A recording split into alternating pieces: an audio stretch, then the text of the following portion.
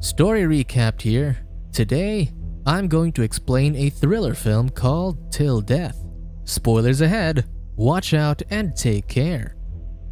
The night before her anniversary with her husband, Emma breaks up with Tom, the man she's been cheating with. Although he pleads to try and make it work, Emma's decision is final and leaves Tom in the hotel. During the day of their anniversary, Emma visits Mark, her husband, in his law firm office, where the receptionist immediately greets her with a bouquet. She goes straight to Mark's office but doesn't find him there, and instead, she finds a case file on his desk detailing the time Emma got attacked by a thief, Bobby, before Mark had even met her. That is a traumatizing experience for Emma, which is why she feels anxious that her husband is looking through the files. When Mark comes in to greet her, he already comments about her choice of clothing and tells her to change into something he'll like. He then eventually notices that Emma is holding Bobby's photo, so she immediately asks about the file. Mark tells her that Bobby is finally being released from prison, and although she's a bit disturbed about it, Emma tries to brush it off as they leave for dinner. Tom runs into them at the elevator, and Mark asks whether Emma and Tom have met before, to which Tom says no. Although the two seem nervous, it appears that Mark doesn't know about their affair. At the restaurant, Mark pulls out a gift for Emma, despite promising each other no gifts. He gives her a custom-made steel necklace for their steel anniversary, while Emma surprises him with tickets to the Super Bowl so they can see the Steelers. However, Mark is obviously unappreciative of Emma's gift and sets it aside before putting the necklace on her. After dinner, the two leave the restaurant, and the waitress finds the Super Bowl tickets left at the table. However, Mark isn't finished with his surprises for the night. He then tells Emma to look in her pocket where she finds a blindfold. Mark starts to drive them to a remote place, and since Emma is blindfolded the entire time, she can't tell where they're going. After having enough of the suspense, Emma removes the blindfold and sees their lake house in the distance, amidst a field of snow and a frozen lake. It's a place with many good memories for both of them, so Mark hopes to rekindle their relationship with it. He leaves a blindfolded Emma in the kitchen, counting up to 100, but she doesn't even bother finishing the count before she removes the blindfold. She sees candles and petals strewn about the house, another romantic surprise from Mark as she reads a letter that says, "I love you with all my heart, till death do us part, faithfully yours." She walks around the house, looking for Mark as she follows where the petals lead, and first sees a dark room filled with their pictures, as well as a record player on the side that says, "Play me." She then jumps in surprise as she turns it on and it starts playing a tune. She continues to follow the trail that leads to their bedroom, where Mark is waiting with 2 glasses of champagne. Mark apologizes to her for being a bad husband and says he wants to repair their relationship slowly. Although the night ends with them making love, Emma wakes up the next day handcuffed to Mark. Confused, she tries to break free, but Mark turns to her and shoots himself in the head. Many emotions run through Emma's head: fear, confusion, shock. But she immediately attempts to remove the handcuffs, though with not much luck as she can't find a key or force it off. Emma tries to dial the landline for help, but the phone doesn't work. She then tries to use Mark's gun to shoot off the chains, but she finds out that there's only one bullet, the one Mark had already used to kill himself. Looking for anything that could help her, Emma resorts to dragging Mark's dead body as she exits the room and opens the lights. The lights to the walk-in closet turn on, revealing her wedding dress as the only piece of clothing hung amidst the empty storage space. When she takes the dress, she uncovers a locked safe placed behind it, but she ignores it in the meantime. Emma wears Mark's shirt and uses the wedding dress to drag his body around, although she finds it hard to go down the stairs and falls alongside her husband's corpse. Unfortunately, her plans of leaving the place go down the drain as she sees a stretch of land covered in snow, with nowhere to call for help. As if that isn't enough, she's barefooted and won't be able to walk on the cold ground. Emma goes to get her phone inside her purse, but she finds it submerged in water inside a flower vase. Even though she still tries to turn it on, it malfunctions and doesn't work, as expected. She searches the kitchen and luckily stumbles upon the car keys inside the trash bin. But to get to the car, she still needs to walk through the snow to get to the garage. So, she uses pieces of her wedding dress fabric to wrap around her feet to protect them from the snow. When she gets to the garage, she forces Mark's body into the passenger seat and starts the car. However, Mark was thorough in making Emma's life miserable because he siphoned all the gas out of the car, making her unable to drive away. Then, some music suddenly starts to play on the car's audio player, catching Emma off guard when she hears Mark's voice. As it turns out, it's a recording he left for her. Mark reveals that he had no plans of fixing their relationship and had known about her affair for a long time. However, he clarifies that it wasn't the reason why he shot himself.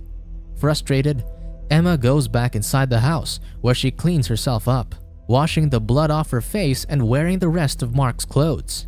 She then tries to pull off the necklace Mark gave her, but can't take it off. In the basement, every single tool has also been removed from the workbench. Slowly getting pissed, Emma curses Mark and reveals that she's also known about his infidelity and how she's felt that Mark has been dead for a long time. Then, after not finding anything useful in the basement, Emma drags Mark's body back upstairs. The dark room catches Emma's attention once more, and when she goes inside, the pictures hung are no longer of her and Mark. Instead, some of the photos are of her with Tom. When she looks to the side, she sees a poster of Bobby on the wall, scaring her. Once more, she turns to the record player, but this time, she plays a tape, and it plays a recording of Emma's case hearing during the time she was testifying against Bobby. Emma cries out as she rips off the poster as well as the pictures, but she stands alert as she hears a car arriving, followed by footsteps and then knocking on the front door. When the stranger tries to open the door, she rushes to close it and locks the chain, only to realize it's Tom. When Emma asks why Tom came, he gets confused, saying that she sent him a text telling him to come. However, Emma realizes that Mark was the one who sent him the message to lure him into the lake house. When Tom notices the blood all over Emma, she opens the door for him and shows Mark's body chained to her. Tom realizes that Mark killed himself because his career is ending after the police found evidence of him tampering with evidence, making Emma angry that her husband is trying to drag her down with him. Emma tells Tom to call the police, but as an attorney, Tom thinks that the situation looks bad for her, especially since she washed off the blood on her face that could be used as potential evidence to indicate that she didn't shoot Mark. Before calling the police, Tom wants to come up with a proper story first so that Emma won't get in potential trouble, but she gets mad at him for refusing to call the cops right away, detailing how Mark's plan was so thorough that she doubts he messaged him so he could save her. When Tom tries to pull out his phone, he remembers that he left it in his car to charge. However, before he could leave to get it, they see an unknown car pulling up from a distance, sending them both into a slight panic. Tom then instructs Emma to hide inside the house while he deals with the strangers, and the car comes to a stop while Tom waits on the porch. He sees Jimmy approaching, a man claiming to be a plumber called by Mark to fix a broken pipe. Tom tries to send him away by paying him money that Mark allegedly promised him, but Jimmy is relentless, refusing to leave. Jimmy asks to use the bathroom, telling Tom that he's driven over 250 miles and needs to use the toilet. But Tom immediately suspects he's lying and tells him to get lost. Noticing that Jimmy isn't doing a good job, Bobby comes out of the car to deal with the situation. However, Jimmy is already getting cold feet and pleads for Bobby to just forget about it. But despite that, Bobby tells Jimmy to relax as he turns around and stabs Tom repeatedly. He then bursts inside the house, giving Emma a full view of her past attacker. Jimmy starts to panic and apologizes to Tom's dead body over and over, but Bobby picks him up, reminding him that they need to do it for the money before instructing his brother to look for Emma. Meanwhile, Emma hides in the shed, chopping off Mark's hand to break free, but Jimmy sees the trail of blood that Emma left from dragging the corpse, so he comes over and tries to break in. Once inside, he sees Mark's body, but not Emma, who's hiding underneath a tarp on the boat. The dead body makes Jimmy run away, screaming for Bobby, freaking out. Bobby comes by to check it out, then realizes that it's Mark. He uncovers the boat, but thankfully, Emma has already changed her hiding spot. Emma overhears the conversation that Mark hired Bobby to kill her in exchange for diamonds locked away in a safe. Unfortunately, now that Mark is dead, they have even more reason to find her because she's the only one left who knows the passcode to the safe. Again, Jimmy wants to back out, not even wanting to try anymore with the risk of getting caught. However, Bobby doesn't give up, noticing Emma's bloody footprint on the ground, indicating that she's still around somewhere and won't be able to leave barefooted. Upon hearing this conversation, Emma once again uses her dress as fabric to protect her feet. Jimmy checks out the safe and finds out that it's too high-tech for him to lockpick, needing both a fingerprint scan and the code to open it. So, it'd be too risky to blow it up without damaging the contents inside. On the other hand, Emma finds a gas can and drags it over to the garage, but quickly lies down to hide in the snow when Jimmy walks out to take Mark's body from the shed. Then, when she gets to the car, she immediately starts refilling the gas, but hears Bobby walk inside. With no place to go, Emma hides below the car before running down to the basement through the outdoor entrance. Emma hears Bobby follow her down, so she immediately tries to go inside the house but sees Jimmy's shadow underneath the door, passing through the halls. Cornered by Bobby, who's almost closing in on her, and Jimmy, who's about to open the basement door, Emma triggers the car's alarm by pressing her remote key. The brothers run to the garage immediately, making Jimmy panic about the noise. He tries to convince Bobby to abandon the plan once more, but he won't stop, pointing out that Emma was able to trigger the car alarm because she's still in the house. Because of that, he manages to calm Jimmy down and get him back on the plan. When they get back inside, Jimmy notices that Tom's shoes are missing, presumably taken by Emma, so they split up around the house to search for her. Then, when Bobby goes up to the attic, he gets ambushed by Emma, who hits him in the head with a golf club, making him fall through the floor. She quickly takes Bobby's car keys, then whacks Jimmy in the head too, before locking him in a room and breaking the doorknob.